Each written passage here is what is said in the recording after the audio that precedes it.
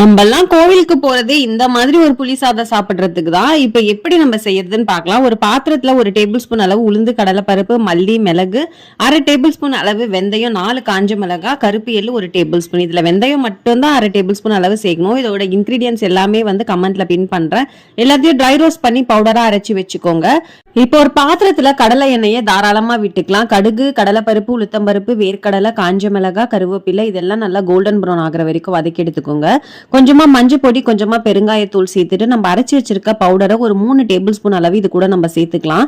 மிச்சம் இருந்த பவுடரை நீங்க ஸ்டோர் பண்ணி வச்சுட்டு இன்னொரு தடவை புளி சாதம் செய்யும் போது ஆட் பண்ணிக்கோங்க. கரைச்சி வச்சிருக்க புளியை நான் இது கூட சேர்த்து தேவையான அளவு உப்பு சேர்த்து நல்லா கலந்து விட்டுக்கிறேன். கொஞ்ச நேரத்துல இந்த மாதிரி திக்காயிடும். லோ ஃபிளேம்ல வச்சு குக் பண்ணுங்க. எண்ணெல்லாம் நல்லா பிரிஞ்சு வீடியோ நல்லா கமகமன் வாசனை வரும்போது கேஸ் ஆஃப் பண்ணிடுங்க. கண்டிப்பா 1 மாசம் வரைக்குமே இந்த புளி தொக்கை நம்ம ஸ்டோர் பண்ணிக்கலாம். புளி சாதம் கிளறும் போது கொஞ்சமா நல்லெண்ணெய் விட்டு கிளறுங்க. டேஸ்ட் செம்ம அல்டிமேட்டா இருக்கும். லெமனோட ஃபிளேவர் கொஞ்சம் கூட மாறாம ஒரு பெர்ஃபெக்ட்டான லெமன் ரைஸ் செய்யலாமா? ஒரு கடாயில எண்ணெய், கடுகு, கூடவே இஞ்சி, பூண்டு, பச்சை மிளகாய், கருவேப்பிலை, ஆப்ஷனலா நான் வேர்க்கடலை, முந்திரி பருப்பு சேர்த்திருக்கேன்.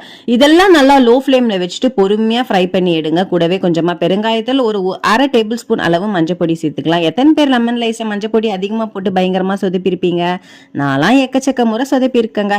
இப்ப லெமன் ஒரு 3 லெமனை புழிஞ்சு வச்சிருக்கேன். கேஸ் ஆஃப் பண்ணிட்டு நம்ம இது கூட சேர்த்துக்கலாம். தேவையான அளவு உப்பு சாதத்துக்கும் சேர்த்து நல்லா மிக்ஸ் பண்ணிட்டு சாதத்தை ஆல்ரெடி வடிச்சு ஆற வச்சு வச்சிருக்கேன். நம்ம இது கூட சேர்த்து நல்லா மிக்ஸ் பண்ணிடுங்க. கண்டிப்பா லெமன் ரைஸ் கிளறிட்டு ஒரு 10 நிமிஷம் போல ரெஸ்ட்ல விட்டுட்டு அதுக்கப்புறமா சர்வ் பண்ணீங்கன்னா வச்சுக்கோங்க, சும்மா தாறுமாறா இருக்கும். லெமனோட ஃபிளேவர் அப்படியே சூப்பரா இருக்கும். கண்டிப்பா இந்த லெமன் சாதம் செஞ்சாலும் எங்க வீட்டுல இந்த ஊர்ல கிழங்குதான் இருக்கும். நீங்க எதோட வச்சு சாப்பிடுவீங்கன்னு மறக்காம கமெண்ட்ல சொல்லுங்க. இன்னொரு வீடியோல உங்களை பாக்குறேன். பாய்.